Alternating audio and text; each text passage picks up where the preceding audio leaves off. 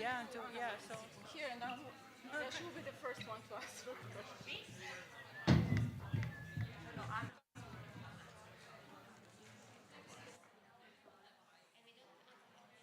yeah,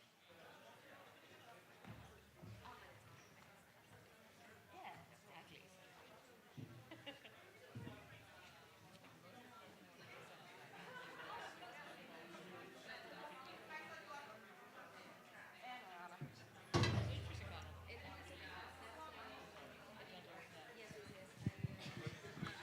Interesting panel. Yeah, no, that's when I spotted you. I was all the way on the other side. Let's see you. Is this working? Serbian design. Emma,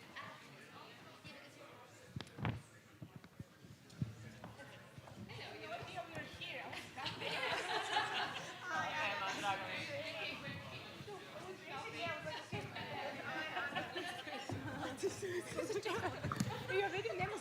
Okay. We are ready. We have our panel. Um, Hello, everyone. Thank you for being back. I know after lunch is always the hardest to come back to, and the sun is out again. And yeah, so thank you for being back for the policy panel. So I hope it will be as interesting as the panels before. And at this panel, we would like to explore how EU integration can be leveraged to advance information integrity and digital rights on the path to the EU. As we know, Western Balkan countries are EU candidate countries, and EU integration process offers the region a large potential to have a safer and more trustworthy online environment and to properly address some of the most pressing challenges that we face today, such as disinformation, digital rights violation, and the lack of accountability of online platforms. I say large potential, but it's really up to us to see whether we use this potential or misuse it, really, in the countries of the Western Balkans.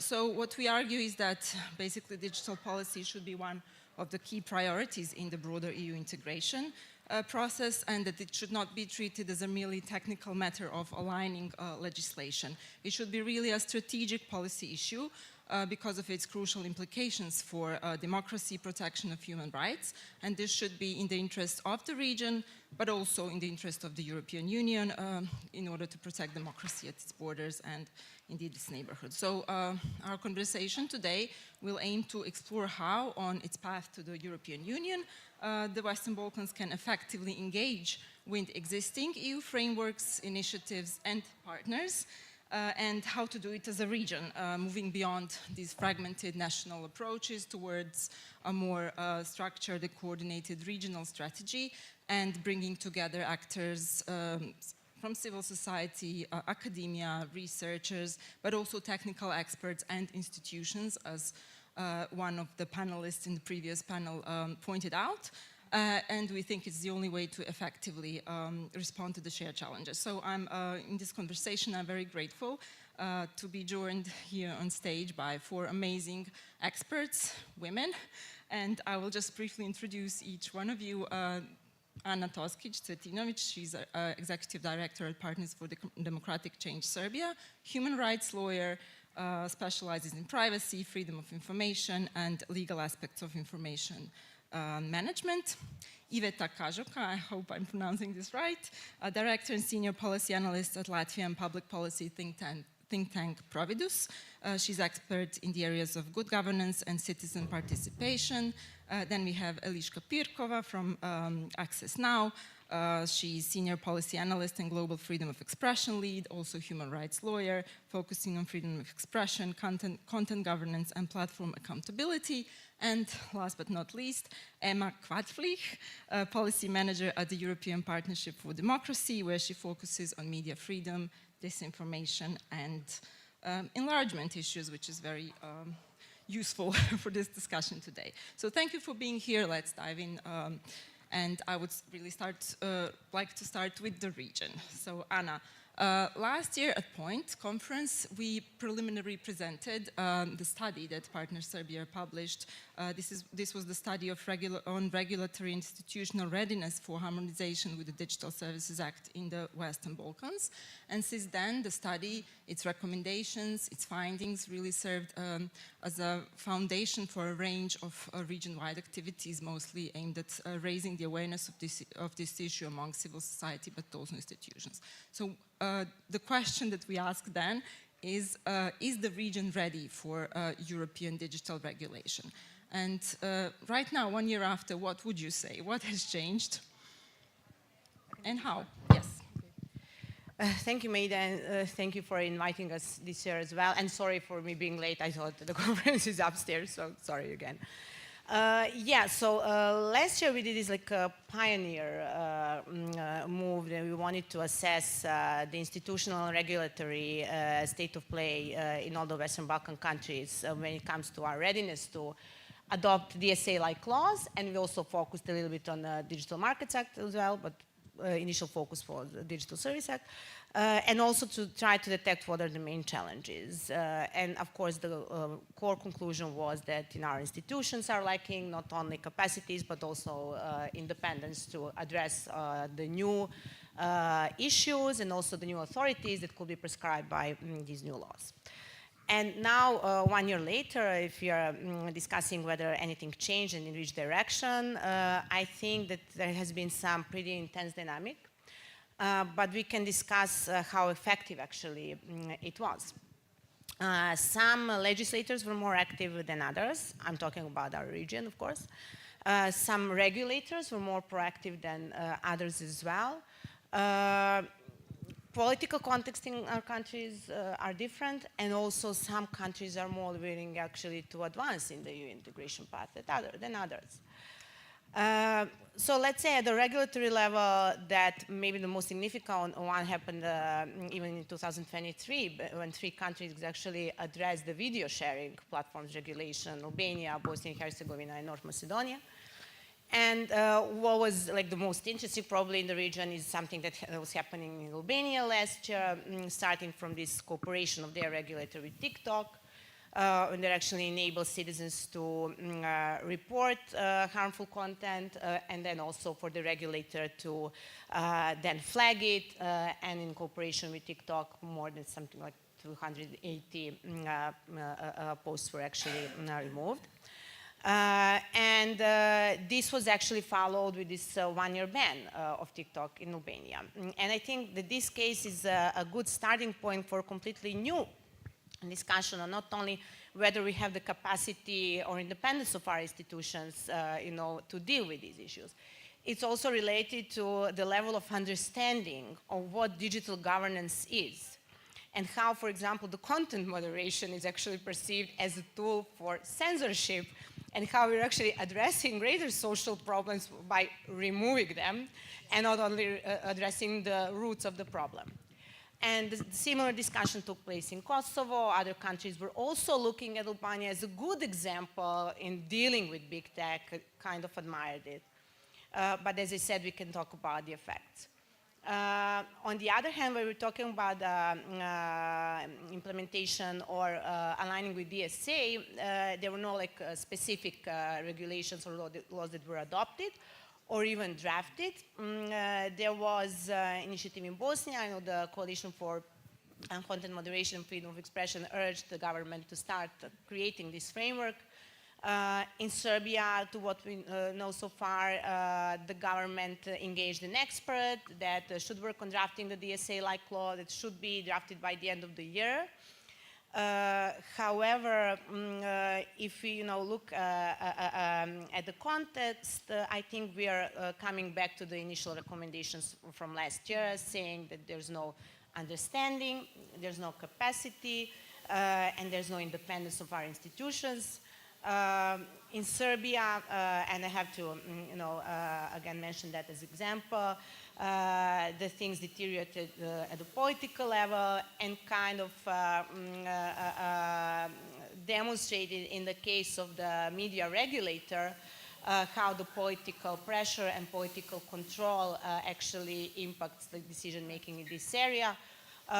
We've been without an effective regulator for 6 months now, and even prior to that, they were not independent. Now we have the second attempt to appoint a Media Regulator Council. The process is completely misused by the government and the regime, and with the intention to have a complete control over the regulator. And if you're talking about the readiness, we go back to like the core political will, which is like so sad to complete another discussion in 2025 that there's a lack of political will for something, but I think that's the state of play at this point. I will just stop here. Thank you. You pointed out a few really important issues, such as this potential that a digital regulation can be misused in order, for instance, in the example that you showed, that it could be used as a content regulation and not as a principle-based or systemic regulation. Also, how much the work still needs to be done on achieving this readiness, especially institutional readiness, but also something that is that we should be wary about. And last year we were basically more or less at the same stage, but now some countries have advanced more than others. They are moving at different speed and driving further away from this concept of regional approach, really, to digital regulation, and which should be kept at all points. Thank you. Iveta. So one of DSA's primary objectives is to ensure the accountability of online platforms, and it really creates various avenues for that. But beyond the EU-level provisions for very large online platforms, how can civic actors effectively leverage these opportunities at the national level? So I'm really interested in something that can serve as inspiration maybe for us coming from non-EU countries that do not have and will probably not have for a very long time these EU-level mechanisms at our disposal.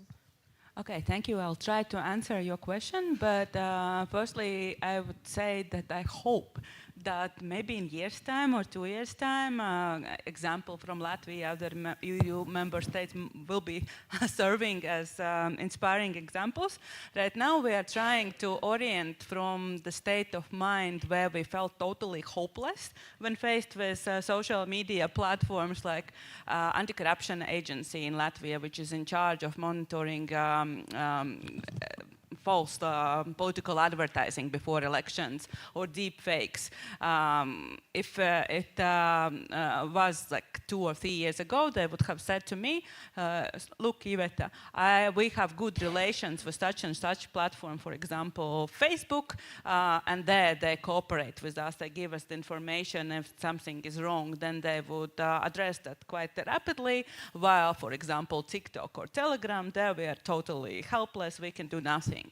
So coming from this state of affairs where everything is basically up to platforms' goodwill, right now we have quite strong tools at our disposal, but we have not yet learned to use them.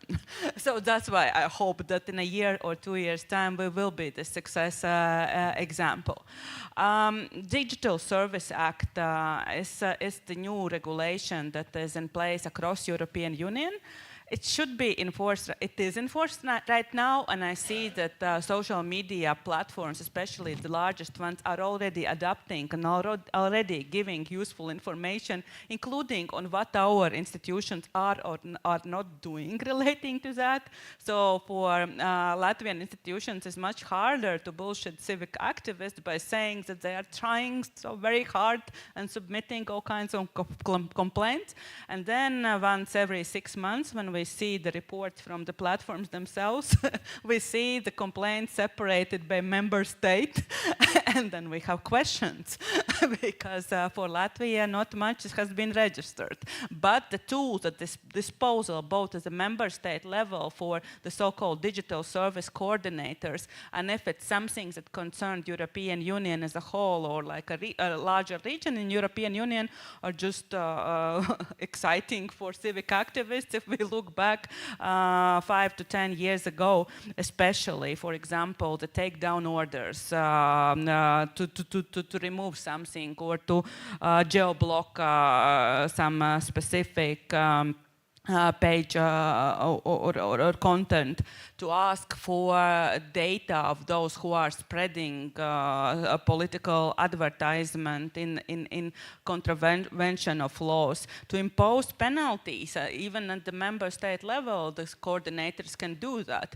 It would not be such strict penalties as European Commission would impose for the most harsh violators, like 6% of their annual turnover, but nevertheless, they can be quite costly.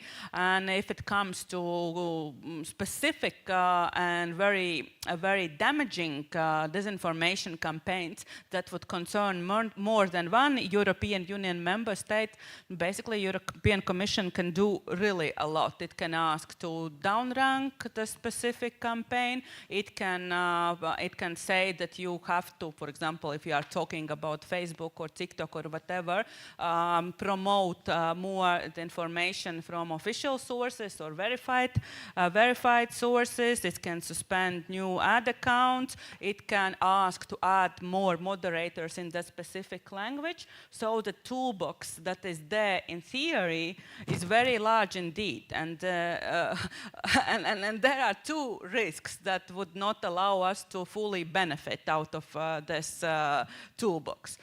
Risk number one is something that is hard to control, namely bullying from those countries where those social network platforms are located. You probably have heard about Elon Musk, and then also the administration of America basically threatening European Union. If you are too diligent in imposing these new rules, there will be consequences. We were afraid back in February or March that because of that, European Union will get scared and will not try to impose those new rules. But fortunately, at least today, nothing indicates that it's going in that direction. And somebody mentioned in the first panel that EU and doing something fast does not go into one sentence. And I totally agree with that. But when the European Union has slowly turned into some direction, it's very hard to stop because like everything is in place and it's like such a gigantic and very hard to understand mechanism, but it's also hard to move in one or other direction. So that's not that much of an issue anymore. The second issue is more up to us, namely whether we will be able to use those new opportunities or not. And my particular fear throughout, I don't know, I've been in civic activism field like for around 20 years, and it has always been about elections, about foreign interference in our elections, about somebody just coming and destroying our democracy. And I have like 5 checkpoints that I need to do before the next year's parliamentary elections to make sure that it's working together with my organization. And fortunately in Latvia, our government currently is not hostile towards civic activists, so they are quite supportive to make sure that at least it does not happen easily via social networks. So first of all, already in 2 weeks' time, with a parliamentary subcommittee that is looking at the media space, we will bring together all state institutions who can have any kind of interaction with social network platforms, especially those that are dealing with hate speech, disinformation, and everything else in that field, to make sure that everyone understands what their new opportunities are under this Digital Services Act and how the coordinator can serve them best in order to protect our not only our democracy, but also other rules that should be binding also on social network platforms, starting from copyright and ending with, I don't know, gambling restrictions. Secondly, we need to find some solutions so that our digital services coordinator gets better at cooperating with those digital services coordinators where those most tricky social networks are registered in European Union. For example, for Telegram, it would, if I remember correctly, it would be Ireland. For Belgium. Okay, Belgium. And and for TikTok, was it Luxembourg? Okay, something like that, because there is the possibility to a European Commission is looking more diligently at those very large platforms, but nevertheless, even at the member state level, quite harsh penalties can be imposed against them. Then the next point would be to somehow bring together Lithuania and Estonia, because if we fear that something really bad might happen in our elections next year, in order to start this European Commission process where it, which would have much more tools at its disposal, there should be a cooperation between several member states. Everyone should sign up that this is a problem that is affecting not only one member state, but it causes a problem for the rest as well. And the other and the last thing that we need to make sure is that we have at least some accredited fact checkers, those reliable informants for social networks, because currently we have really none. So these are the sort of opportunities that this Digital Services Act opens for us. But if I think about this region, Western Balkans, I understand that things are on the one hand more complicated, but on the other hand there might be also more opportunities, because in European Union at the civic society level we are not, my impression is, we are not so well connected as organizations are here. So of course, one would start from what you just mentioned, namely having those parallel processes, something similar to Digital Service Coordinator, Digital Services Act, and it's a precondition for accession as well, something that would unlock money for this region. So fight for this, of course, is is like #1 priority. But then it's not the only things that can be done. This Digital Services Act, it opens up also space for using European Union mechanisms, even if something happens and is targeted for some country here is targeted, for example, this country here.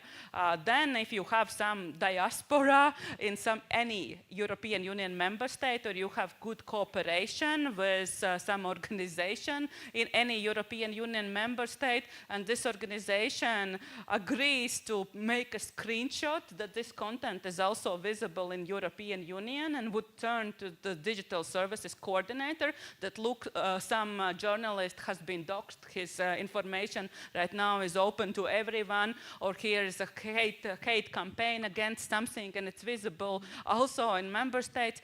This can be tackled via European Union as well, and if they do that, it's very likely that the platform will not only limit the visibility of such content in one specific member state, but rather history shows it will limit it everywhere. So it would be second thing.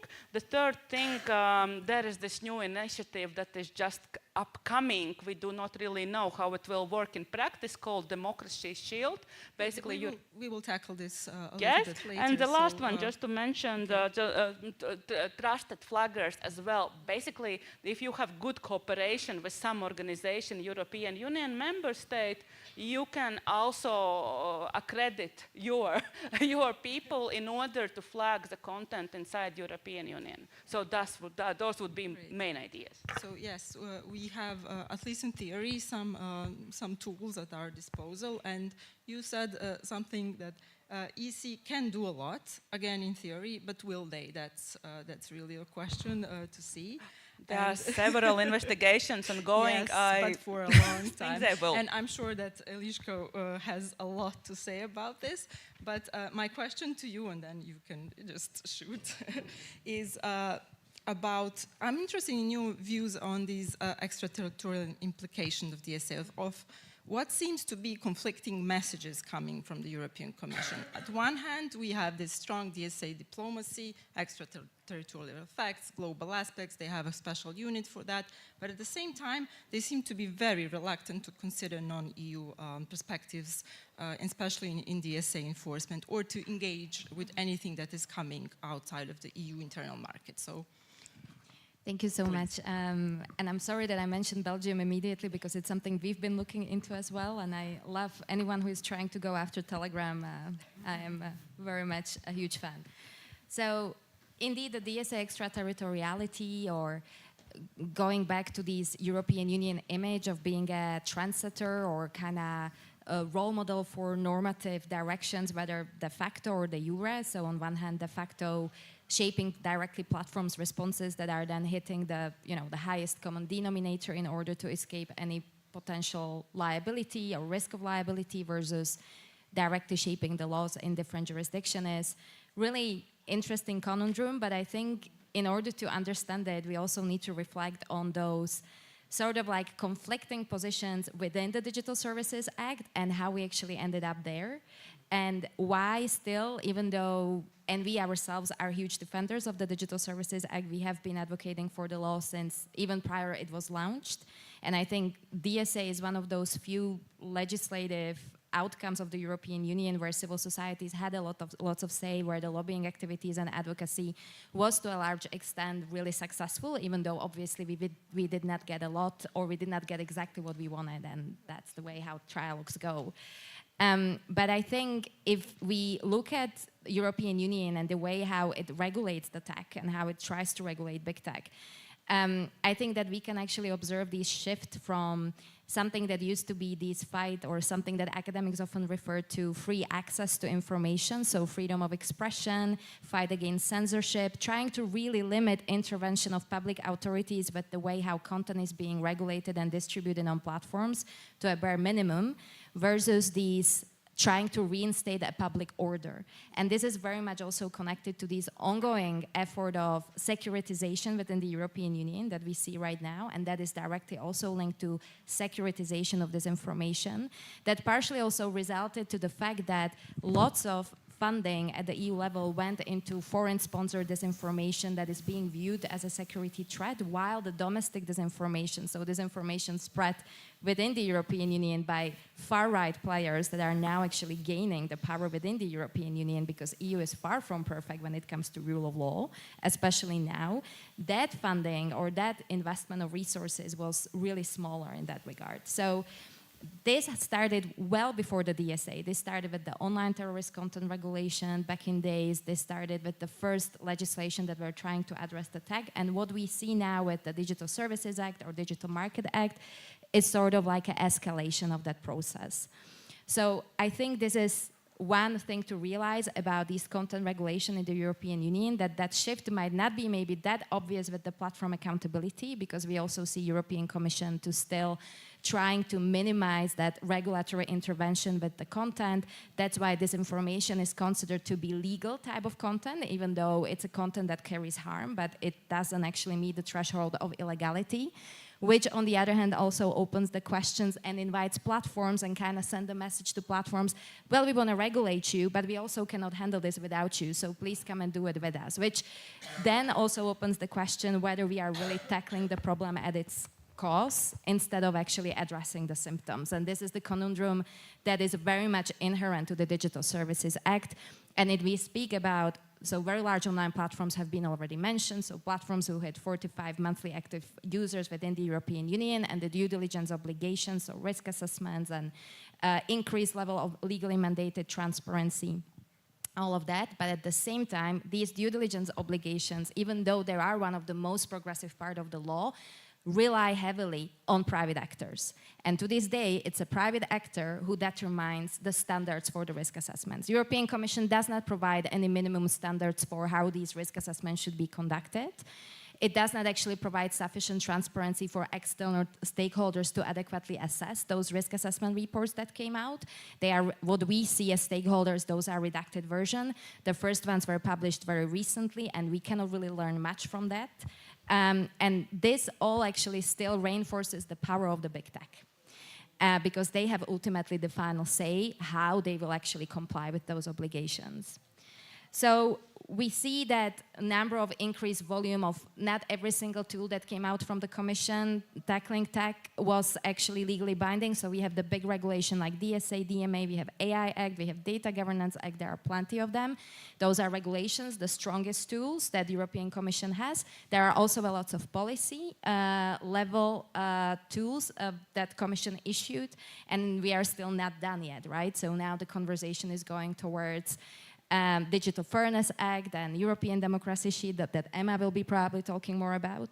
And all of this is also the European Union sort of attempt to be more assertive at the global level, right? So kind of taking that role of a normative trendsetter and saying, so now we are actually going to control the big tech. We're gonna come in and we're gonna sort of, based on this public order and more like control over the content, establish the rules and kind of red lines.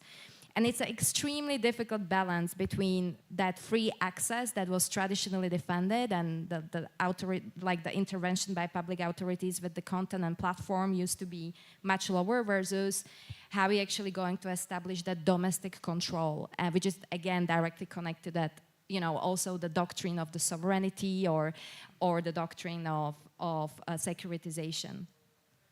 So. Going back to your question, how actually can then EU also balance this approach at the global level? And we said it many times, and Access Now and Electronic Frontier Foundation founded the DSA Human Rights Alliance, which is actually a network of non-EU based organizations, because first, DSA Brussels effect, or whatever you want to call it, will probably happen for better or worse.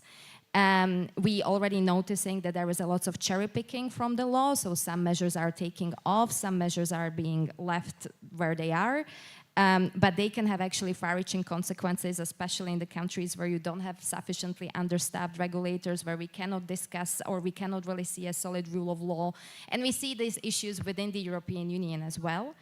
Then you also have like important element of contextualization always, so how actually DSA will play out in different legal or the measures like modeled on the DSA in the different contexts where again socio-political and socio-historical context of that country is significantly different from what actually shaped the Digital Services Act.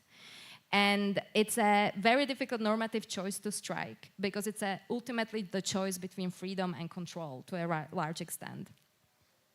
So at Access Now, we also map these different attempts to somehow take several measures from the DSA and adopt them into the national legal orders of other countries. We see that this trend is truly happening. On one hand, we see a lot of these risk assessment approach now being adopted by different jurisdictions. And of course, countries with the candidate status are in a very, very different position because you guys don't really have a choice. It's a part of your conditionality process. That conditionality process has many gaps and weaknesses in itself. And also, I think the contextualization element here like speaks for itself. And we heard from Anna how the infrastructure is not really there to actually create what Commission calls DSA-like or DSA-enabling legislative frameworks.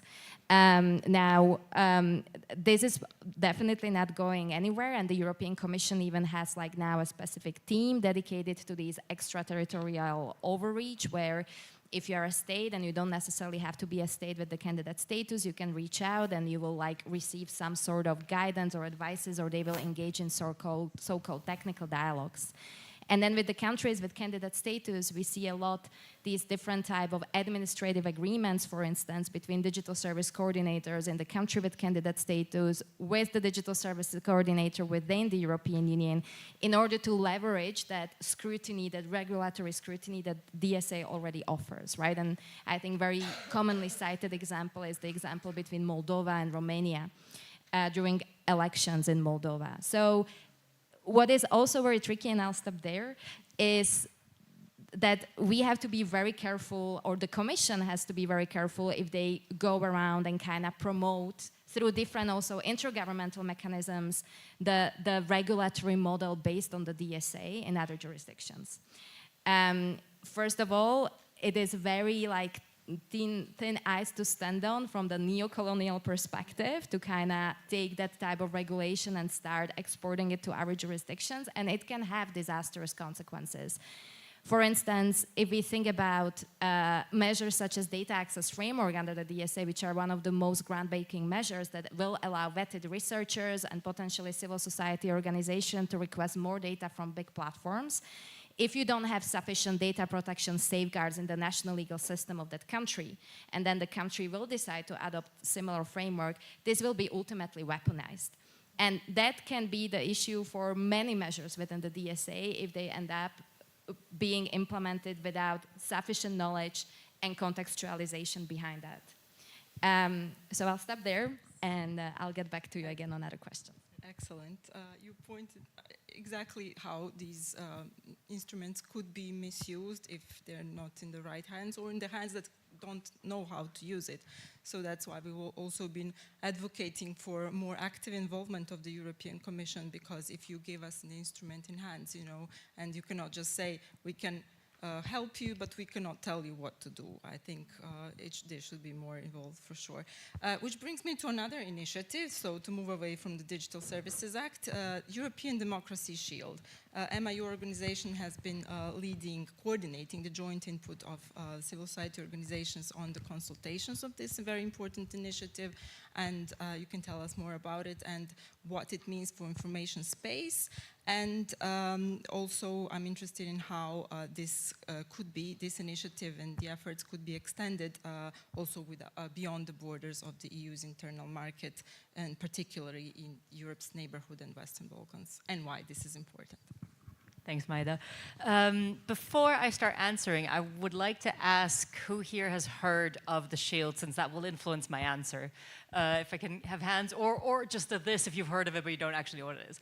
Couple people. Okay, that's excellent, because then I'll keep it relatively introductory. I mean, in Brussels right now, everyone is kind of talking about the Shield, but it's a concept that's been announced last year by von der Leyen, and it is set to be kind of the next umbrella agenda for democracy support of this commission. It's the natural successor of the previous European Democracy Action Plan, which covered, I mean, the DSA, the European Media Freedom Act, the AI Act. So all of this major legislation kind of all fell under the EDAP umbrella. So the Shield is kind of the next step in that. But we did notice quite early on that there wasn't a lot of information on what it was actually going to entail, because EDAP was very clear on legislation. So the next step is still quite vague. And this is kind of where we came in as EPD to try and influence that from a perspective from the democracy support community, and to actually offer recommendations on what this Shield should include. So it's currently in preparation, so I can actually only talk about process and opportunities rather than kind of implementation and the more nitty-gritty that my fellow panelists were able to talk about. But in general, we know that there's a big focus, of course, on FIMI, on foreign information manipulation and interference. We're trying to kind of rebalance that and say that actually we need to look at disinformation more broadly, given that it is now endemic in all EU societies. It is being created and disseminated in every EU member state. So it's no longer about foreign actors coming in and changing the information space in EU member states. That's kind of one of the big elements in there. We're calling very strongly for kind of systemic approaches to countering disinformation and also to supporting information. So that means systemic support for the media sector, for the public interest media sector. And within that, looking, as I said, at models behind it. So, I mean, Eliška already mentioned about demonetization. In general, we need to look more broadly at monetization structures. How is online content monetized? Because that is always going to affect how it's being spread and who creates it. So we know that so far, I mean, disinformation has been very profitable. We see that there are different dynamics now with with social media platforms claiming most of the ad space for themselves rather than different media owning the ad space on their platforms. So that space is shifting, but we need to find more systemic ways to deal with that. At the same time, we're calling for really systemic support and operational support for public interest media. There is, I mean, a significant amount of funding available, but it has been so project focused that so many media have become kind of tiny NGOs, and obviously, I mean, I work for an NGO as well. Our work is important, but we also have an interest that media stay media and don't become NGOs, since they need to do their part of the work as well. So these are kind of some of the main focus areas that we are pushing the Commission on to include in the Democracy Shield. And this is also something that Eliška mentioned. We're warning against the securitization of the disinformation narrative. And this is particularly important when linking to this region, because we know that everything that's going to be in the Democracy Shield is going to be some kind of blueprint for the democracy support that's going to be implemented in this region as well. If we start focusing more on security, on law enforcement, that is going to be a very dangerous move for countries in this region where there are still regimes with very autocratic tendencies and that can misuse that. So this is something that we're also trying to kind of rebalance based on the kind of drafts that we have seen so far. I mean, so these are a couple of the, I would say, main points that will be included in the Shield. I will just, again, very briefly say that the four main areas of the Shield are going to be protection of the information space, election integrity, societal resilience, and civic engagement. So as you can hear, that's a very, very broad spectrum. And that is going to cover most of democracy support. So for that reason, it's also very, very important to have organizations from this region give their expertise. And this is something that we included in our joint input, where we say not only should the protections of the Democracy Shield extend to candidate countries, the EU needs to use the expertise that is present in candidate countries in countering democratic regressions for its own strategy. Since, I mean, candidate countries have been dealing with democratic regression for a lot longer than the EU has. There's much more knowledge and much more specific knowledge on kind of operational ways to deal with it. And the EU needs that knowledge. It is very, very dangerous for kind of this theoretical approach to how do we kind of keep our democracies intact, whereas here there's a lot of knowledge on things that you should and shouldn't do. So I think, as I said, that's a great opportunity for organizations here. Unfortunately, the consultation on the Shield has just closed, but there's still a lot of space to influence some of the narratives and some of the specific, as I said, operational recommendations that are going to be included in the document. The document is not yet written. They're looking for specific input. They're looking for the how of how to make this happen, and I think this is a great opportunity for organizations across the EU and across this region as well. Thank you. So it's it's still in the making. It can be influenced, so maybe this can be also a call for all of us here from the region to get involved and to monitor and really follow up on what's going on. Maybe this is our way in as a region. Okay, so I'm looking at the time. I still want to have the second round, but let's keep it short. I will keep also my questions short and sweet because I really want to look ahead. So how the region can really develop a stronger joint approach. And Anna, from perspective of civil society and also someone that is invested a lot in the rule of law aspect of the digital environment, what would you say the next phase of joint regional action should be, the priorities, what's realistic, so where to focus our energy on in the short to mid-term, let's say? Obviously, there's space for us to sell our expertise, but maybe not giving advice on what should be done, but maybe what shouldn't be done.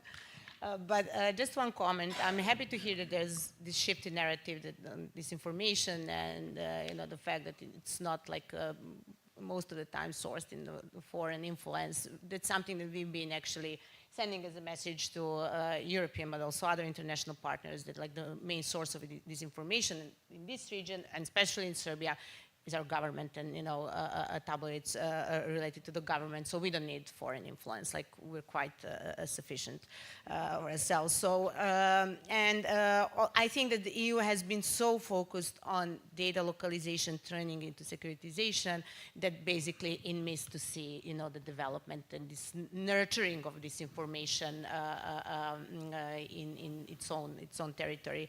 And this is something that hasn't been done only by the European Union. It's also something that obviously, and will probably even more come from the US, having in mind the switch in the international development. So back to your question, Maida. Yeah, so another fear that I have is that, with all the discussions that we've been having for the last year and a half and maybe even longer, we kind of miss to include citizens as much as we should, and that we should keep, repeating ourselves, who is in focus of this and these citizens. I had a very somewhat funny but also kind of frustrating encounter at LinkedIn this morning. Someone posted about Meta's deadline to submit objection on their processing of personal data for developing their AI model, and shared the form, for submitting the objection. And there was a comment from someone from Serbia saying, "Thank God we are not in the European Union." And I responded but you're aware that we were not even offered an opportunity to submit the objection because our data has been used in June last year without even for us being notified that it has been done, giving the opportunity to consent or object whatsoever. And she was like, "Oh, I didn't know that. But anyhow, I don't trust big tech with our data, so we can't do anything about it." And it's frustrating because obviously we missed to explain why this is important for citizens, and how the issue of complete lack of mechanisms for protecting our digital rights, going way beyond the Digital Service Act. I focus a lot on privacy, and this is the privacy case, that even in countries that do have GDPR-like laws, we don't have mechanisms for protecting our rights.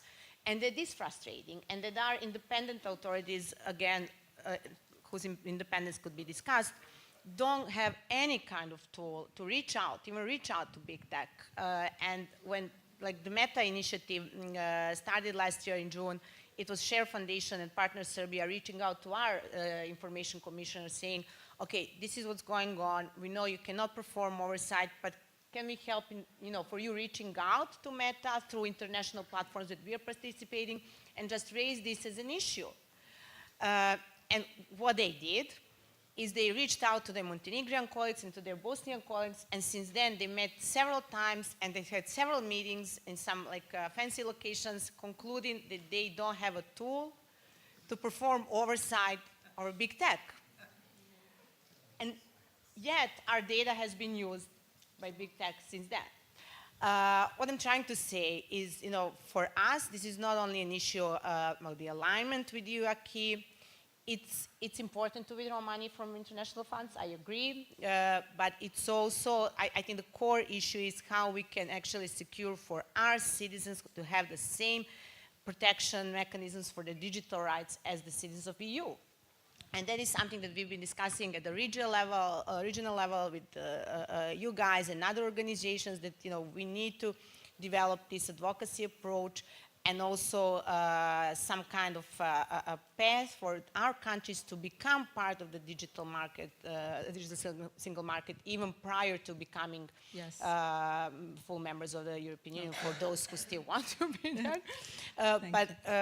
Because this is the only way that we can say, okay, we align our legislation, but we also not only enabled our institutions to implement them, but also provided opportunities for our citizens to have these mechanisms. But this is a great ending because this gradual integration and this common regional market thing is also part of the growth plan. But common regional approach will also require region-wide agreement and commitment, which is something that, as you mentioned, already exists at the level of civil society. It also, to a large extent, exists within institutions, at least at expert level. But what is lacking and will be the hardest not to crack his political will. So I would just briefly, Veta, please, if you could give us a brief view of how civic actors can facilitate this process. Is there a space for it to shape this narrative around non-political selling points to reach this common agreement without, depending so much on political will? So in terms of civic participation and citizen participation, as Anna also mentioned. I'll try to be brief. It's very hard for me to give advice for the region, which is so diverse and it has encountered those problems that we heard in the morning because of donors leaving and then politicians being so different in the different country context. Nevertheless, from Again, it's very hard to compare. In case of Latvia, what would have worked during accession talks is the same, like this argument that basically, if we want access to this and this, then we need to have this Digital Services Act, and it will also improve economy and access of startups based in this region. So for EU's market as well. So if there is any way of governments listening to pragmatic arguments, that's of course the most straightforward way forward.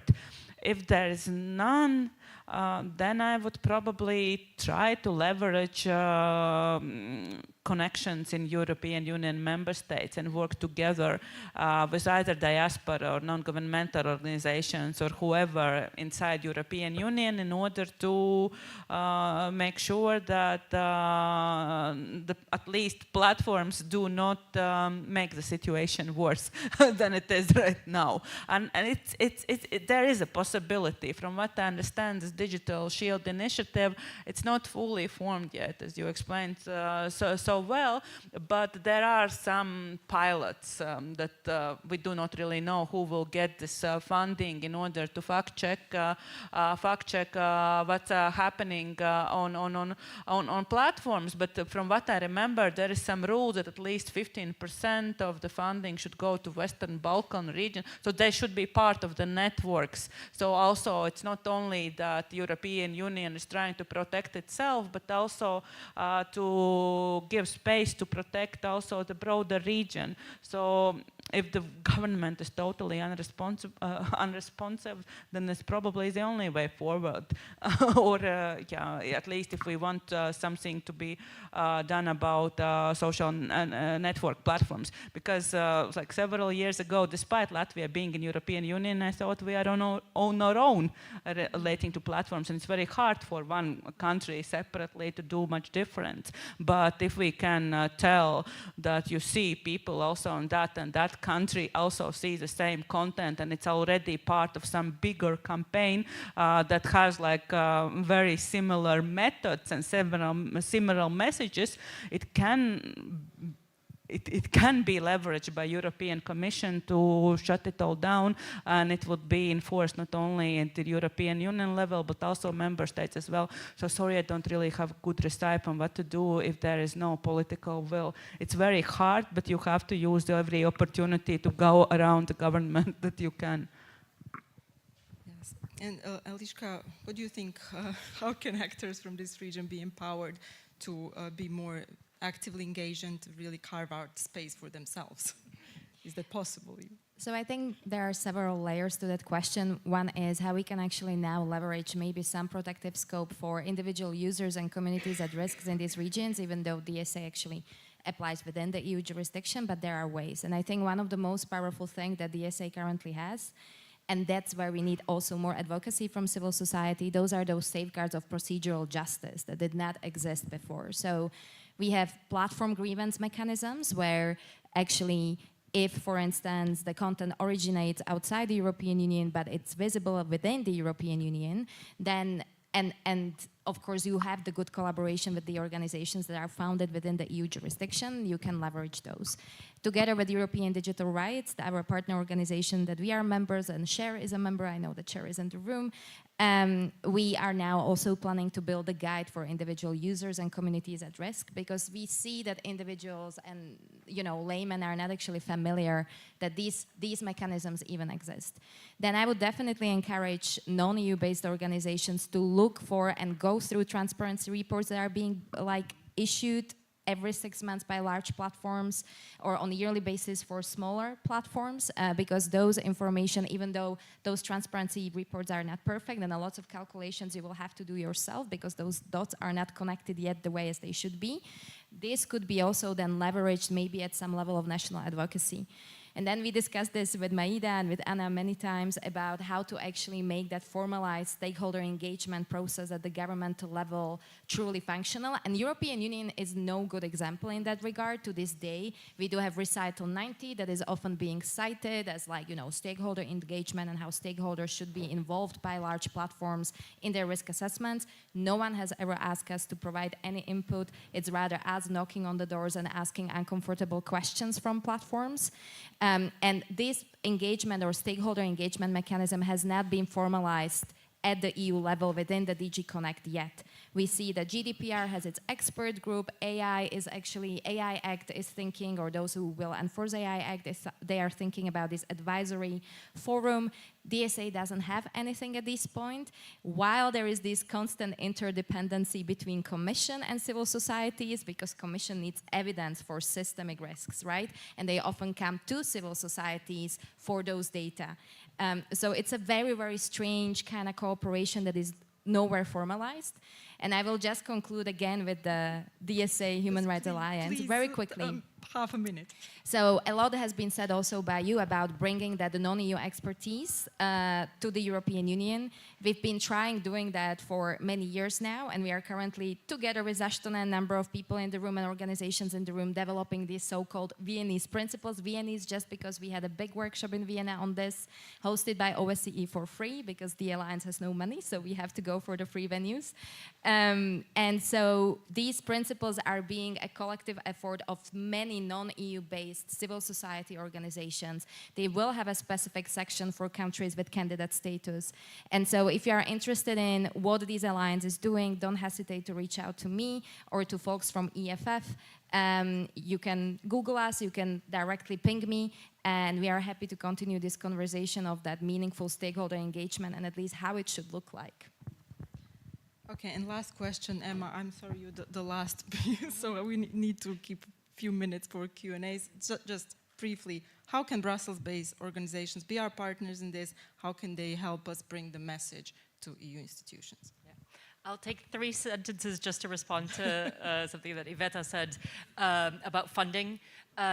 What I just wanted to highlight about the Democracy Shield, that it is going to be kind of a political document that will be used as the negotiations for the next EU budget. So the current budget rules are for these coming 2 years. From 2028, we're going to have a completely new EU budget, and we're basically renegotiating the rules around that. So that will be an important thing to be included as well. Very briefly then, responding to your question, I mean, what we've started at EPD as well is basically we've started a kind of EU Western Balkans policy coordination group. That means that everyone who is working on the Western Balkans in Brussels, we're meeting regularly, we're in kind of close communication to make sure that we're actually aligned, because usually we kind of used to work as silos, and then we would wait for someone from the region to come, and then we kind of have a series of discussions. We've realized that doesn't work at the moment because there are too many crises going around. So, you know, one moment they're talking about a situation in the region here, the next they're talking about Kazakhstan, the next they're talking about wherever.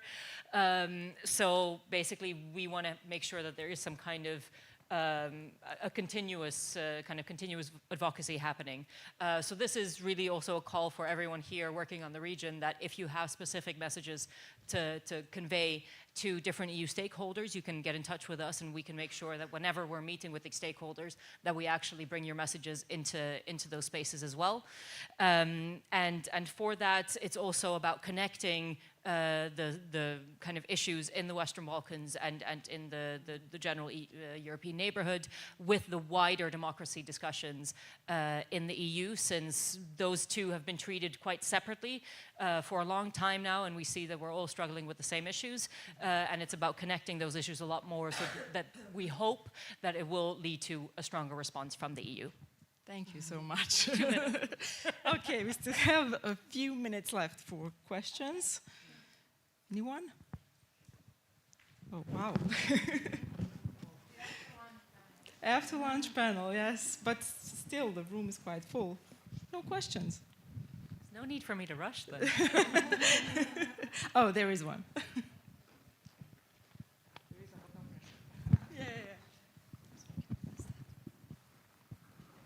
Thank you. Thank you for this great discussion. My question is mostly directed to the process of deregulation, actually, that's been happening in the EU. We've been talking about how, I mean, you've been talking about how all of these EU regulations affect especially the Western Balkans and also candidate countries. But what do you think will happen with the new wave of deregulation? I mean, we saw what happened with the GDPR. Now there are talks about the AI Act also being up for grabs, basically, and that opens up the space for DSA and the DMA, and it did not even come to the Western Balkans yet. So that's my brief question. I'm just interested what you think.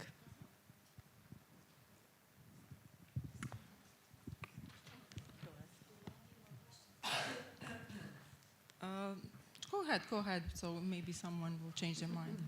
Yeah, this is excellent question and something that many civil societies are bracing for now in the EU. So yes, indeed, there is a big sort of simplification, as they call it, which is another word for deregulation coming up from the European Union. Like another word for these processes, it's this famous omnibus. So the idea is to cut the red tape and to sort of decrease the obstacles of entry, especially for SMEs, so small and medium enterprises. And it carries a lot of danger, because what usually happens through these deregulation processes or simplification processes is that we lose a lot of important safeguards that were incorporated in the law, and in the name of cutting the red tape, they simply empty the law.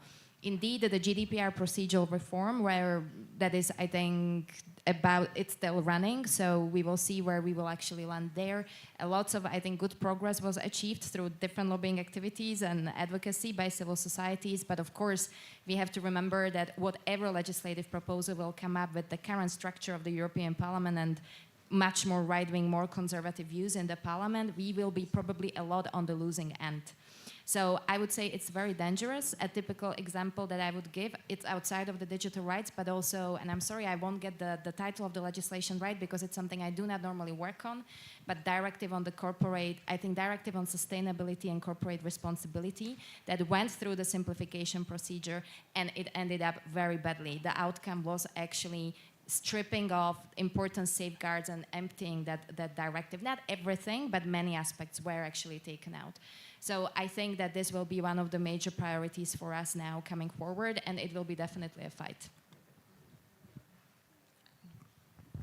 Just one sentence, just to add. It's basically like representation of power dynamics behind the legislative procedure that is impacted by international relations and specifically like the switch in the U.S.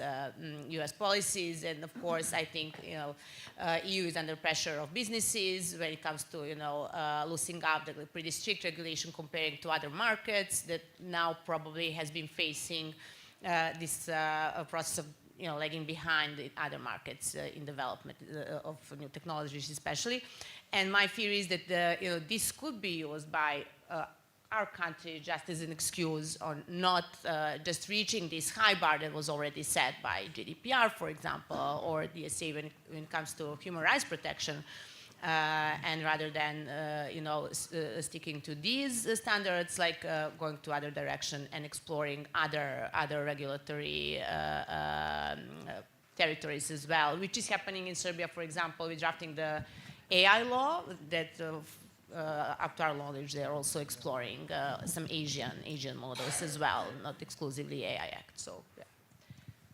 Okay. Well, there are no more questions, and our time is up anyway. So thank you very much for a very interesting discussion, for sharing your knowledge. Tiana to take the floor.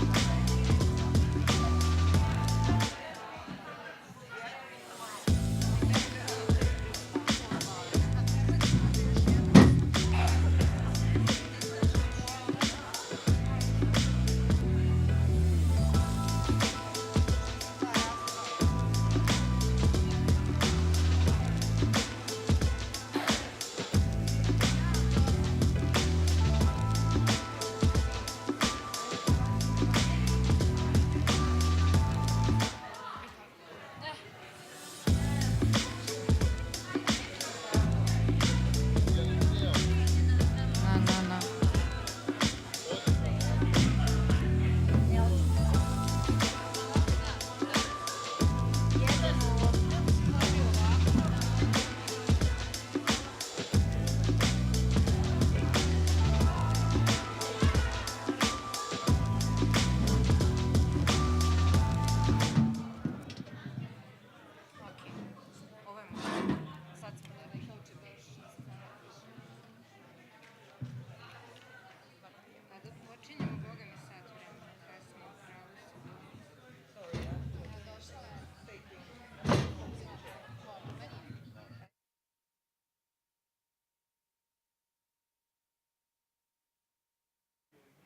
Sorry, guys.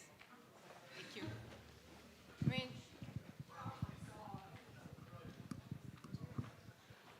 Testing 1, 2, okay.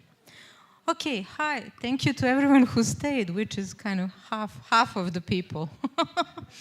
Okay, so we're gonna return to a topic that we already covered, and that's a topic of human rights, specifically human rights of women and sexual and gender minorities. We're kind of living at a time where we are seeing really new challenges for human rights protection from like war-torn countries like Palestine and Sudan, where we are seeing right in front of our eyes horrible things happening and continuing to happen, to campaigns targeting migrants and minorities in countries that are in stable situations, that are perceived as democratic and advanced in terms of protection of human rights. But the thing that we want to focus on today are really these campaigns that have shown to be so persistent, even over decades of time, that are targeting women's rights, specifically reproductive rights of women, and the rights of LGBTIQ people. So there are different manifestations of this. The one that we want to focus on is something that is kind of systemic and is relatively recently been dubbed anti-gender movements. And I have taken a wonderful passage from the Orange Report on the State of Women's Rights that Sarajevo Open Center publishes yearly in Bosnia and Herzegovina, explaining what anti-gender movements are. Just to run briefly through that, this would be not just like your regular, how to say, common sexism or homophobia, but rather a complex phenomena that has been shaped by a multifaceted set of factors. Some of those are the rise of so-called identity politics, right-wing populism fueled by economic crisis and recession, masculinity crisis, and the successes that have been accomplished by feminism and LGBT rights movements, that led in combinations with other factors, to something called equality fatigue, this perception that we already achieved equality and now these groups are no longer struggling, no longer fighting for equal rights, but perceived as trying to achieve some kind of domination and repression of the majority, or at least in the majority as it's perceived by these anti-gender actors. And in my opinion, one of the best illustrations of how these multiple factors, including some fractures within the feminist movement, where you can see women's rights and trans people rights being pitted against each other, is in the title of the executive order that Donald Trump signed on the first day in office, that is called, quite ironically, Defending Women from Gender Ideology Extremism and Restoring Biological Truth to the Federal Government, which is very much at odds with biology itself, but like that's a whole different story. So the goals of the movement are basically to kind of turn back the clock on all of these rights and to restore something that they call natural order, natural family, natural roles, biology. There are only two sexes and stuff that we could saw in that executive order as well.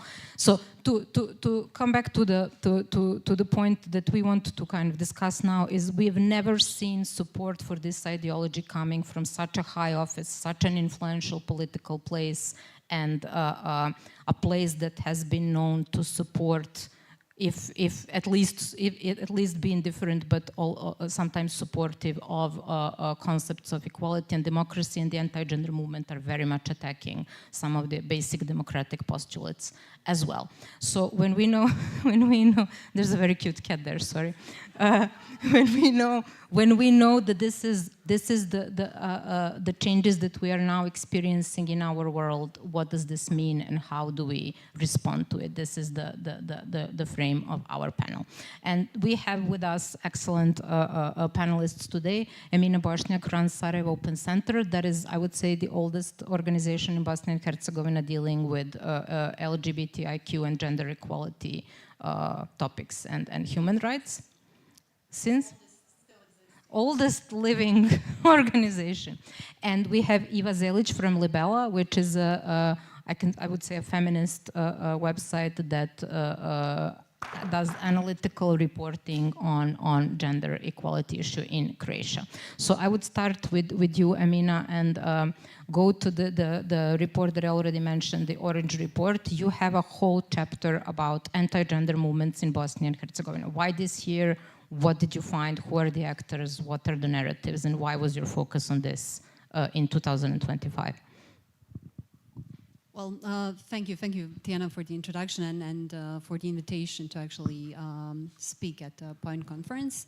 To be honest, the Orange Report that we publish, we do not publish it annually because the idea is to track and monitor the progress, at least, if not the stalemate in the area of women's rights here in Bosnia and Herzegovina and the state of gender equality, because we are partly trying to fill the gap, the data gap that exists around different areas where women should achieve equality, whether it's socioeconomic equality, whether it's the equality in terms of political participation, whether it's the state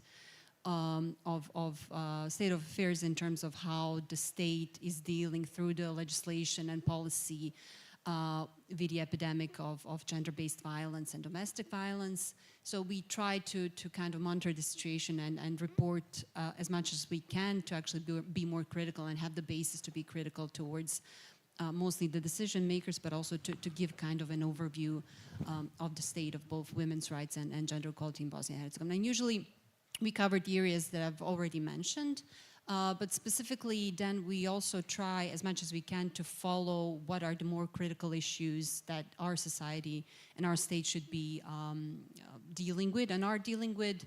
And 2024, unfortunately, the last year was the year where I would not say the anti-gender movement either started, but where the anti-gender mobilization actually boomed, and where it had effects on policy and legislation that we did not expect in such a short term. Basically, what we saw in 2024 is emergence of so-called, I would say so-called civil society organizations that actually are trying to stand up against the progress that has been made in the area of gender equality, women's rights here in Bosnia and Herzegovina, and more specifically LGBTI rights. We actually saw the emergence of these groups and organizations, their very quick work in terms of taking over I would say the approach that the civil society organizations working on women's rights or generally working on human rights here in Bosnia and Herzegovina have been doing, and not just here, but have been using these formats for years now. They took it over, they very quickly found connections to political decision makers and actually managed to have clear, I would say, legislative impact in here. So these were actually the reasons why we reported. But this is not, of course, a phenomena that we were not aware before.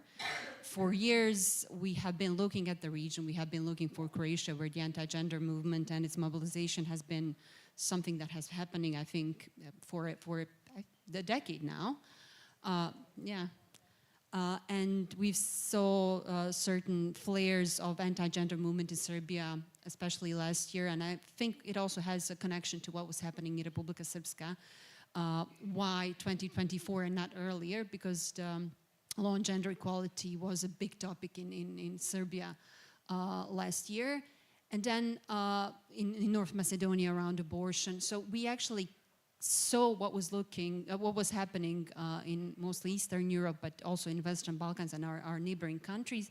And we were actually wondering why we're not seeing more clear or specific actions of so-called anti-gender groups and anti-gender organizations. And I think the answer for us at the time was, well, you know, we know that it's going to come here at one point, but so far the political elites, especially the nationalist political elites, have already enough ammunition with the ethnic tension and nationalism to actually use this as something that either antagonizes certain ethnic groups or people or mobilizes them in a certain sense and consolidates this kind of political power. So there was actually no use to have certain organizations or groups to influence these kind of political narratives and elites, because they actually at the time had no use of them.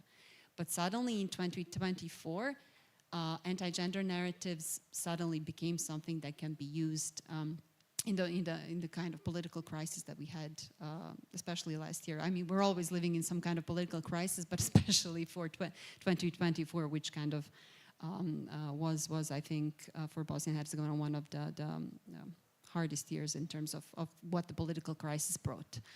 So we wanted to because they emerged so quickly, we wanted to see who those organizations are, who those people are, how they are connected to especially in Republika Srpska, because this was where it was very evident and obvious that these groups are forming and organizing and doing the work.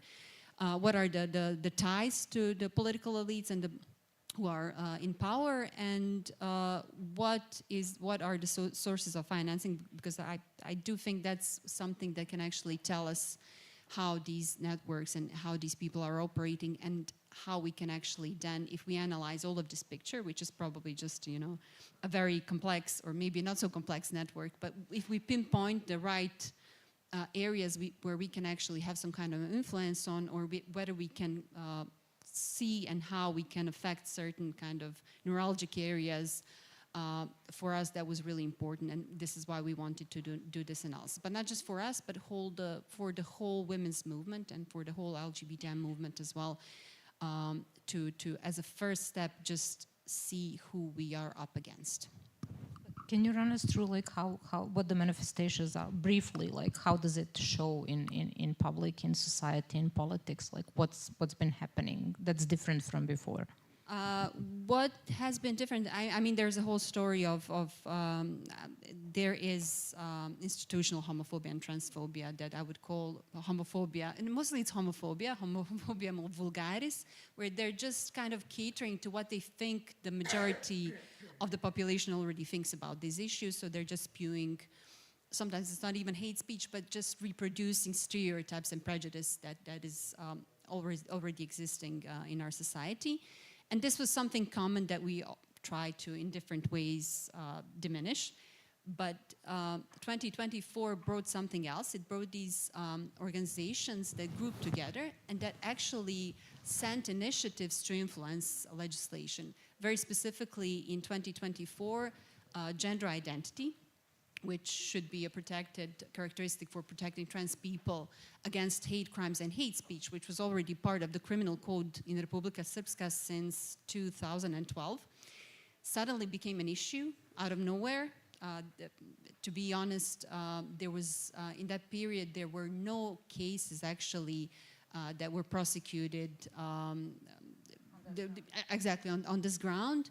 And suddenly this becomes an issue. There is a network of organization that is being more or less led by this organization that protects the rights of children in Republika Srpska. They're based in Bijeljina, who then mobilizes other organizations, which are mostly organizations that bring together women that are protecting the traditional values, you know, just little groups of women, grassroots groups that kind of just get together and talk about, or knit, or these kind of things. So they actually managed to bring them on board using fear and saying, well, you know, this gender identity is something that needs to be taken out of our criminal code because it's in a way going to, exactly, they did not explain it in a way that it's just protecting somebody from violence, but just that this, ground is actually something that can affect children and the future of Republika Srpska, and of course the national identity and so on and so on. Basically, they then had the initiative that was put toward the legislation bodies, and then the legislation bodies said, yeah, this is actually good. We have also, they had a faulty legal argument to take the gender identity out of the criminal code because it's not in the constitution of Republika Srpska. So they said, well, we just want to harmonize it with the constitution. There's no gender identity, so we're just going to take it out. And the funny thing was that sexual orientation still is protected ground. So nobody was actually kind of targeting sexual orientation, but specifically gender identity. And then it tells us that it's something that is not organic, of course.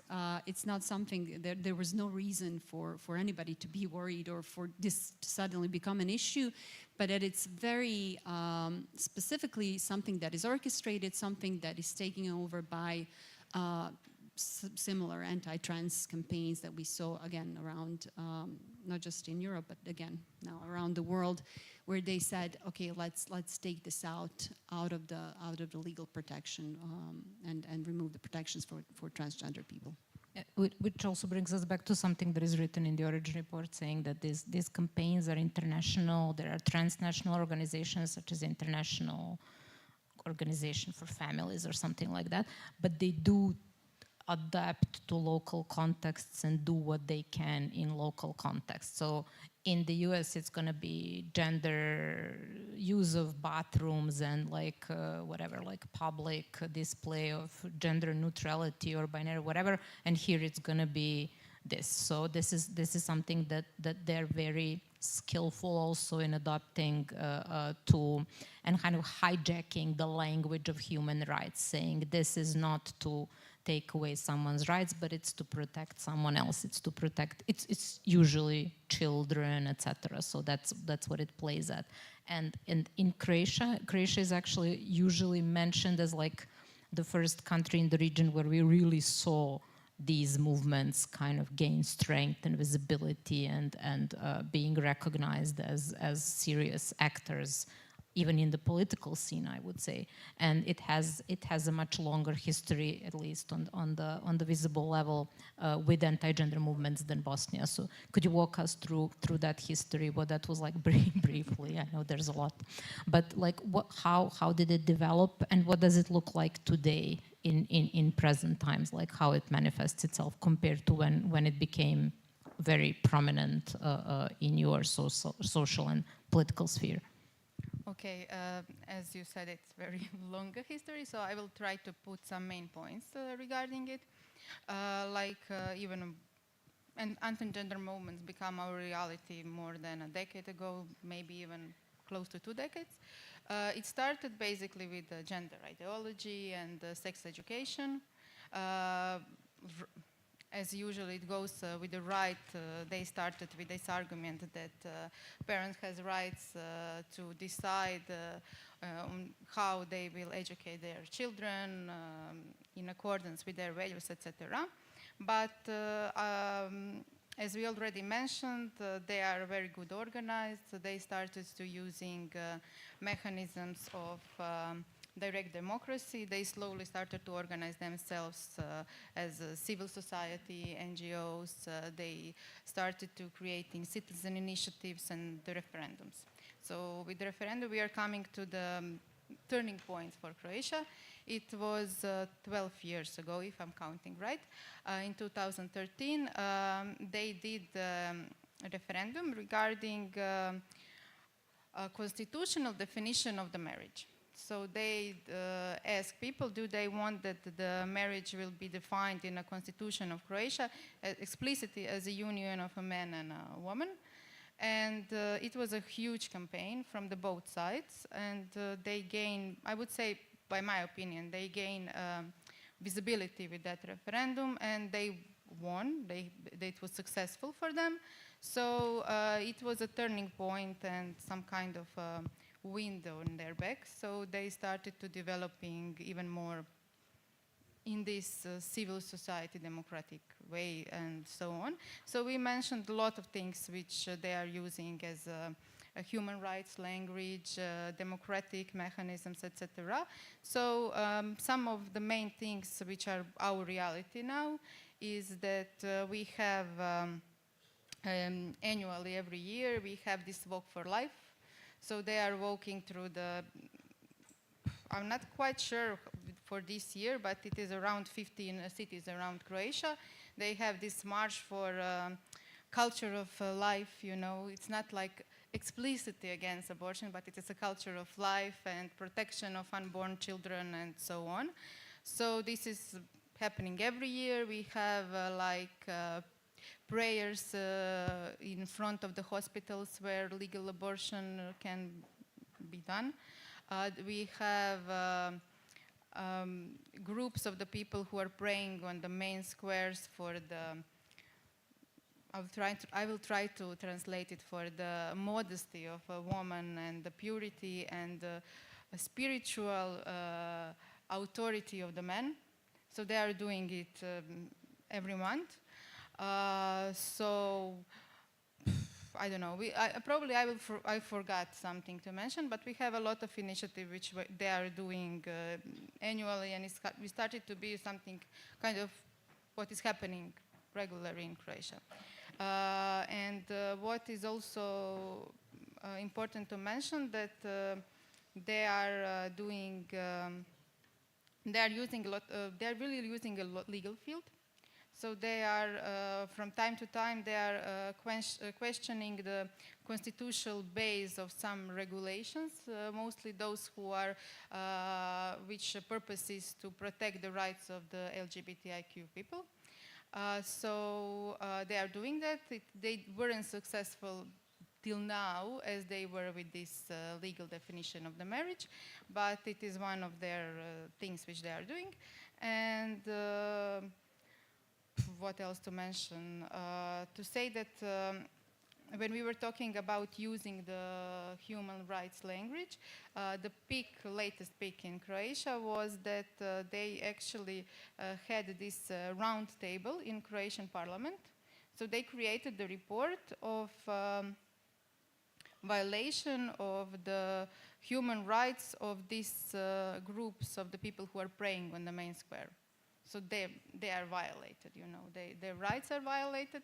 So they had a whole report regarding that, and then they had a round table in the Croatian parliament.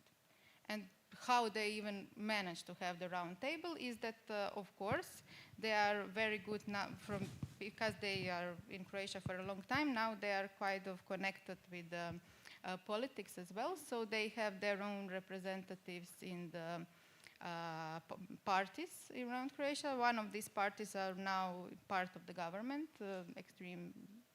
radical right party is a part of the government. So with the help of them, they actually had that round table. So they are present in politics as well. So it is very broad thing. So these are the things how they are influencing the policies in Croatia.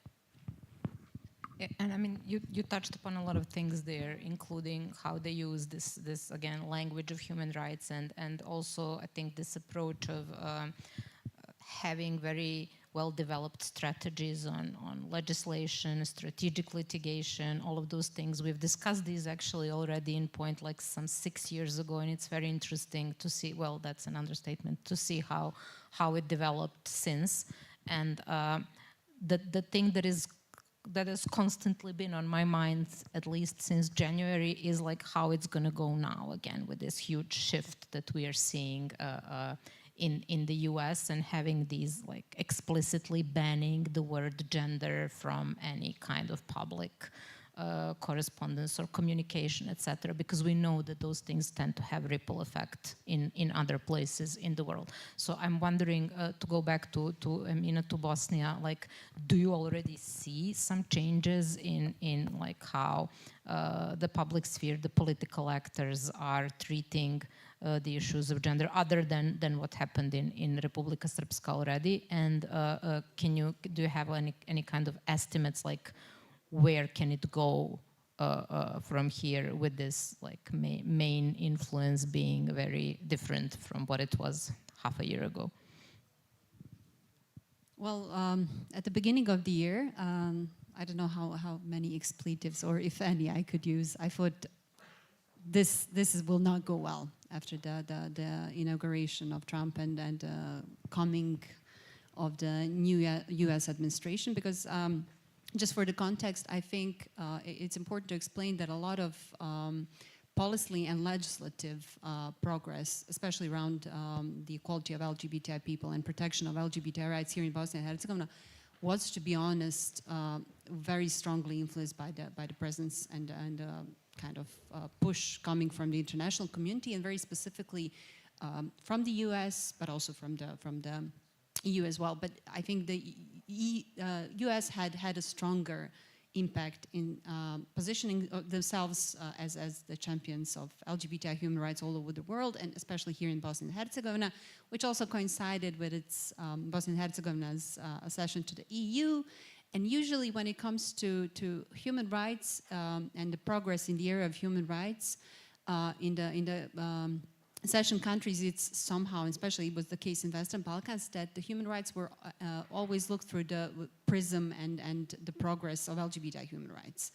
So there was a strong push that helped us as activists to influence some of these some of the progress that was made in protection against discrimination and violence.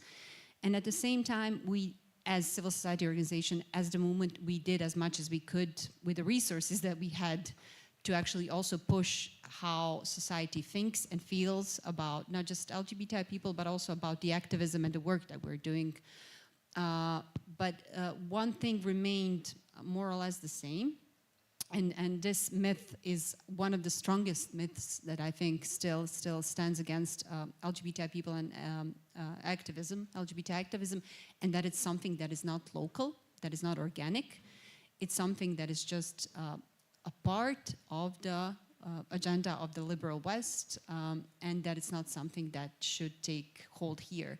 Because the reality is that even with the progress in policy and legislation, the visibility of LGBTI people did not kind of explode as much as or progressed as much as these two things did. So for the society, LGBTI people still remain this unseen minority. And unfortunately, I think all of this progress that was made was not due to the work of the activists, mostly as that was seen, but because of the US. And for the first Pride March that took place in 2019, actually the usual narrative that you would hear about that is that it was then organized finally as the last Pride in the region, because at the time the US ambassador who was here was gay.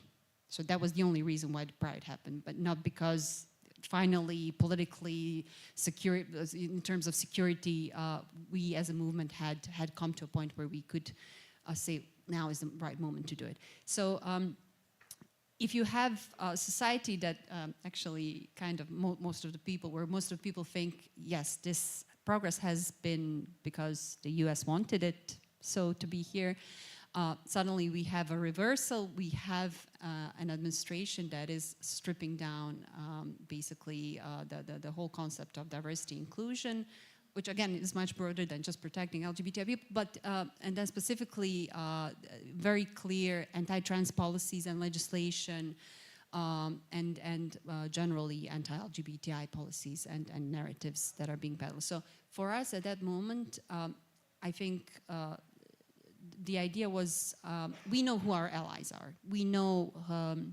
who is going to stand with us, and these are the people that are not, of course, going to change their mind. And when I say allies, I think throughout the academia, and in media, in political life. But then there's this so-called movable middle, or the people who kind of kept quiet about their homophobic or transphobic views, but who are now going to be so emboldened. And I thought that was going to explode after January. The good thing was that my expectations were not met in this sense. But I'm still afraid and still waiting for the real effects of you know, how this movable middle now sees LGBTI people, how it sees LGBT activism. I think it's just going to come for us. We're seeing certain things. For example, in terms of political life, people who do not want to engage in dealing with a policy that relates to LGBTI people would mostly stay quiet. Some of them are now emboldened, and we have now cases where we actually reached out to one of the commissions on human rights in the Parliament of Federation of Bosnia and Herzegovina, and we wanted them to push the process of adopting same-sex partnership legal regulation, which has been announced in 2018, and nothing happened since then. So we wanted to use the Parliament to push the government to see where they're, you know, in this process. And then the members of this commission, so it's a commission for human rights in the Parliament, three members of this commission then specifically stated for the minutes of the meeting where our initiative was discussed, to say that, and I quote, "We will not debate or take into account any initiative that comes from Sarajevo Open Center," meaning these are the initiatives that are connected or relate to LGBTI human rights. And they wanted it specifically to be in the minutes of the meeting of this commission. So I think this points to I think, something that we're going to see more for those. For so long we had, I would say, center-right political parties and political members who kind of looked the other way when progress has been made in legislation and policy, but now they actually feel like they have a stronger ground. Yeah, they actually feel like it's their moment to come out, where they can speak freely about how not supportive they are. So this is, I think, a preview for us. I think we're not seeing much more currently because politically it's not opportunistic for anyone to use this anti-LGBTI, but also specifically anti-trans narratives. And now I'm speaking more about Federation of Bosnia and Herzegovina. So in RS, in Republika Srpska, we have the full-blown campaign and legislative action. But here in Federation of Bosnia and Herzegovina, I think what we're going to see and what are the key moments where we're going to see what is the real impact and effects is the Pride March that's going to take place now in the middle of June. And the general elections, which are coming up next year, but the political campaign always starts well way ahead of the elections that are supposed to happen in October of 2026. So I think for us, as LGBTI people and the movement, these might be the key moments where we see what kind of effect this new US administration and these policies that you mentioned will have on us. You mentioned something that is basically this like normalization of being homophobic, being openly homophobic, that some of those parliamentary people probably wouldn't have done like last year or 2 years before that. And I want to go back to Croatia and to to hear a little bit like how the media have constructed this public space. Has that contributed to normalization of this anti-gender rhetorics and the terms that they use, such as, I don't know, gender ideology, like this coded language that is basically wrapping discrimination in some like nice ribbon that is supposed to, you know, change the discourse and basically flip it, you know, on its head. So what was the role of the media? As you are a media outlet yourself, but you're analyzing also what other media publish. So what does that look like now? But as we mentioned, in the previous panels and everything, all these consequences of the actions of anti-gender movements are, one of the consequences is a long-term polarization on the gender topics. So if you have polarization regarding gender topics, and we know how media now is functioning in terms of financial and general functioning, is that they are using this kind of rhetorics to get clicks, to get to engage more people with their topics. So basically they are now using gender ideology or woke ideology, which is kind of broader, which is kind of much hotter than gender ideology now in Croatia, because it is wider and you can put more things inside. So they are using these kind of things as like something, like a fact, like something what really exists, not like terms which are put with some meanings, etc., but something what really exists in the society. So basically, they are writing the articles about woke ideology. They are using gender ideology in the public debates. And what was very interesting for us, we were covering elections in Croatia. In the last year and a half, it was 4 elections in Croatia. So it was the public debate regarding presidential elections on the public television. And one of the questions was, what is your attitude or opinion regarding gender ideology? So it was also part of the debate for the presidential election. So very much mainstreamed on like a large scale, you know, if you make it a part of the campaign for the elections. And like, I think it's probably good to say that gender ideology is literally a nonsense term. It means very little, if anything, and it's kind of, as you both pointed out in our preparation, like an empty signifier that you can fill with whatever like boogeyman you want to put inside to kind of, you know, pit people against women's rights, specifically right to an abortion and rights of LGBTIQ people. I see that we have very little time left. I had more questions for you, but I want to open it for the audience just in case that we have any questions from the audience so that we can manage to go through them. If so, raise your hands now. I see 3 there. Yes, 3 hands there.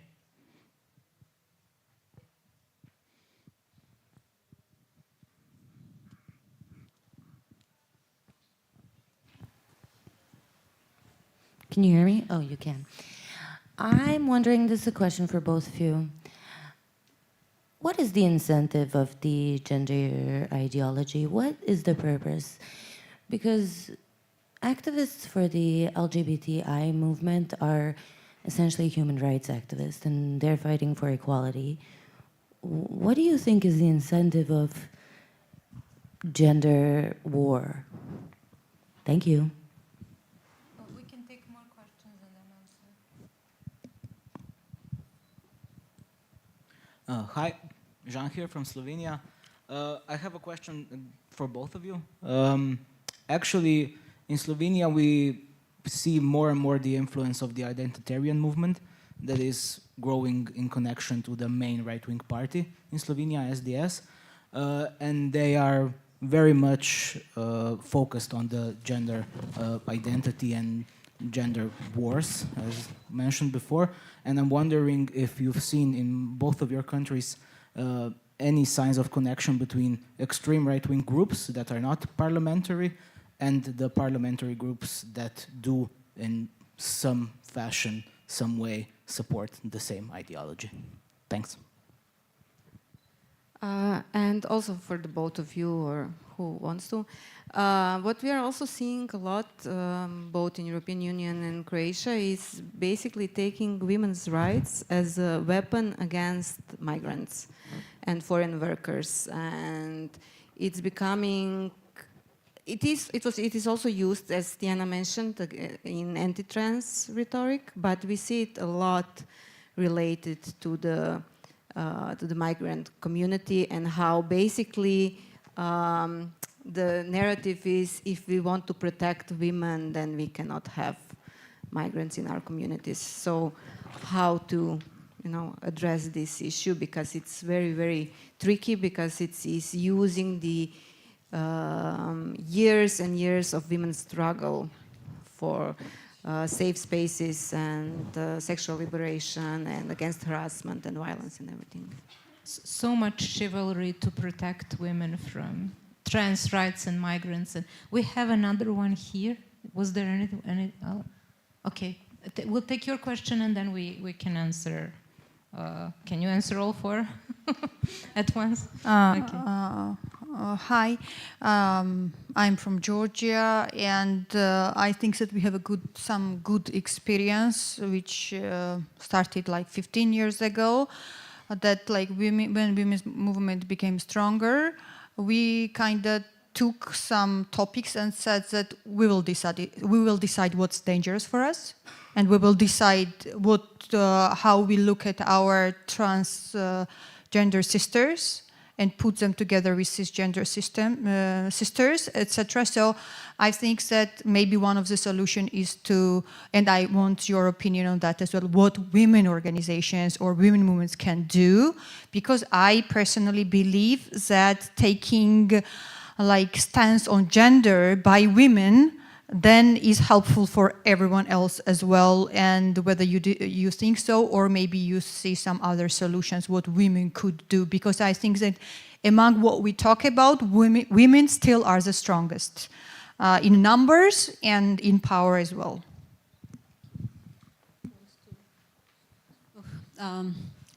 Let me try to answer and cover all of these questions. In terms of maybe the first one that I remember now, I'll start from there, the case of Slovenia. Unfortunately, I think we're still lagging behind. So what we're seeing now, as I explained, is just the kind of this community organizing and organizing as in the form of civil society organizations by these fringe groups and actors. They will probably at some point, and I mean, this is something now that I will anxiously now think about. They will probably start organizing in a way that they want to enter the political space as well. But so far that didn't happen here in Bosnia and Herzegovina.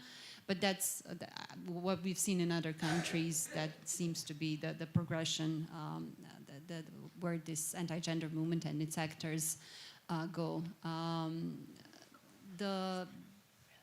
The potency, and this goes to the first question, I think, of the anti-gender actors is this, the potency that it has in mobilizing people. As I said, not many people in this room, and especially outside of this room, know the difference between sex, gender, and what is gender expression and gender identity. These are the concepts that most of the people are still not familiar with, maybe sex and gender. I wish that was the case, but it's unfortunately that it's not. And basically, it's very easy to create a boogeyman out of especially trans people, or now non-binary people, or the different gender identities that are now being mentioned, especially with the younger generations. It's easy to create a boogeyman out of these identities, because most of the people do not see the people behind. And I think it's unfortunately for the LGBTI community, I would call it, there's this fate of the minority where we are easily being used as a scapegoat for political reasons. So in Republika Srpska, it was so clear why this was happening. Because at the same time, the president of Republika Srpska and the leading political party were actually in so much corruption, creating such instability here, even creating security threats within the country, threatening with secession and so on, that actually when they wanted to divert or use it for political reasons, even leveraging these topics with in negotiations with the international community, specifically with EU, saying, you know, we are now going to introduce the law on foreign agents, we are now going to take the gender identity out of the criminal code, and then the EU is going to come, well, you know, maybe we can kind of have a negotiations around this, don't do it, maybe we'll give some kind of it's just being used as a bargaining chip. So I think it's a very, unfortunately, potent tool to mobilize people, to consolidate the voting bodies, but also to use it for our political elites to negotiate with EU as well. And on the in terms of the women's movement and cis women, one of the things that I'm so glad and happy to see is that the women's movement here in Bosnia and Herzegovina did not turn against the LGBTI movement.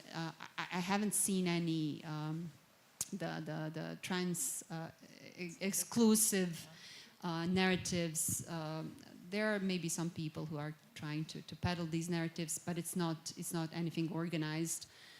It's not a part of the official, well, there's no official movement, but it's not something that I see coming from the women's movement. And actually, it was the women's organizations that stood with us in trying to oppose this action of taking out the gender identity out of the criminal code. And I think it's because we have been working with the women's movement. I mean, we're part of the women's movement for so long that it really was something where we said, you know, this is not something that can divide us in a way. And I think it's one of the great things that we still have, that we can lean on each other in these times and then expect and receive solidarity and support. Oh, time's up, but I really do want to answer the question on intentions, and I would like to ask you to, like, there is this part that I think is important to mention, and that is this, like, the natural in a lot of these narratives actually is sanctified and equated with, like, given from God, etc. So the intentions for a lot of that are basically to establish a theocracy or theocratic type of political system that is very ultimately anti-democratic ideology, wrapped in a lot of democratic tools and lingo, etc. So could you like return to that one maybe and give us an answer from your perspective on that, like where that comes from, what's the end game for them basically? For anti-gender movement. End game would also be to delay or weaken on trying to weaken reforms related to the gender equality. Is it working? Yes. And trying to get some political points. Then we are coming back to these connections, which was the question, because in Croatia there is a lot of connections. Our investigative journalism did coverage regarding that, so they actually they were mapping the international organizations and political parties and activists of anti-gender movements with in some kind of network. So they really connected where they are all coming from and what is their agenda. As we already said, nothing but I said that it's happening in Croatia. I believe that it is a reality in many countries which are here, and even if it's not reality, it will come to that countries at some point, unfortunately. And also regarding that, we even have examples when some of the activists from anti-gender movements, like they were activists 10 years ago or something, but now or few years ago they were in European parliaments and representatives, so also they are like influencing the politics on the much higher level than just national one. So I think that the political influence and of course changing some kind of legal grounds are their main goals. And what I wanted to mention, except of changing the legal things, it's also one thing in Croatia which I forgot to mention at the beginning. What is now the main point in Croatia is the homeschooling part. So they are trying to influence also the education. They're always trying to influence education somehow, but now the new thing is homeschooling, which is not new like general, but in Croatia.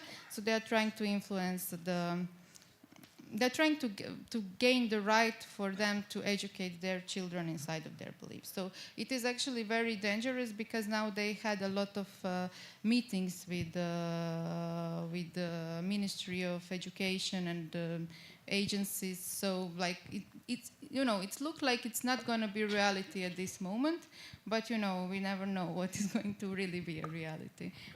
Yeah, going towards creating like a parallel system, taking people out of the like mainstream and the consensus on what the values and things like democratic standards are.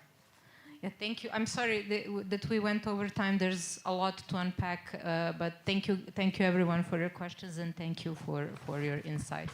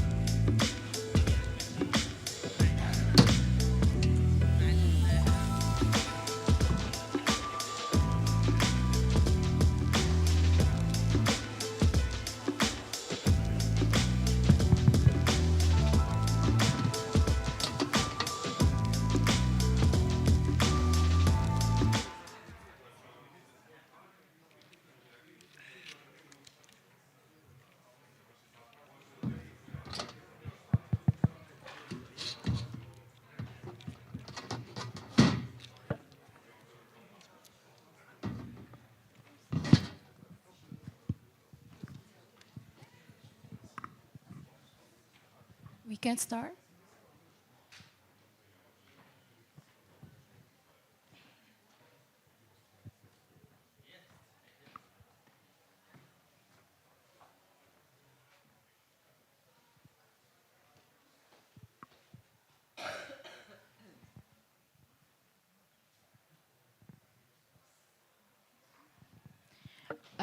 Dobro večer. That's the only Bosnian I know. So good evening, everyone. I'm Siwar Gmati from iWatch Tunisia. And I'm lucky enough to be moderating the last session of the first day. I know it's already, I think, 5:30, so thank you for staying up with us and for joining this important conversation on fact-checking from Frontline's MENA perspective on media and disinformation. So honestly, listening today to the discussions, what I got is like civic space actors, media, and underrepresented community groups are facing a lot of troubles, and we are having hard times around the globe and on many fronts. Today we'll be focusing on fact-checkers and truth tellers. Who are around the world facing troubles, but especially in conflict-affected and repressive environments, who are facing smear campaigns, legal threats, pressure, censorship, and this is really concrete and real in two cases that we are going to learn about today in Palestine and Syria. So, and we'll be in good hands, I think, with two leading voices from the MENA regions who are representative of two fact-checking platforms. With us today from Palestine, Riham Abu Aita, a fact-checker and director of Kashif, the Palestinian platform for fact-checking and media literacy, which is a Palestinian initiative navigating challenges imposed by the occupation and censorship and an international media environment that is, in a way, full of disinformation on Palestine in general, but especially with the ongoing genocide in Gaza. From Syria, with us, Ahmed Brimo, a journalist and founder of Verify, تأكد in Arabic, who works to expose false narratives and propaganda in the context and often dangerous Syrian context, both under Bashar al-Assad regime and ISIS. So a lot of conflict words. I would say this is really a discussion about the Middle East, but what we're really trying to convey today is more the incredible stories of Riham's Kashif and Ahmed's Verify, who are stories you will see that are full of resilience, innovation, and impact. Before diving into the discussion, I just wanted to let you know that we will start with 2 rounds of questions that I already prepared, and then I will give you the floor for questions. So please write your questions down, and we will be collecting them shortly after the discussion. So we'll start with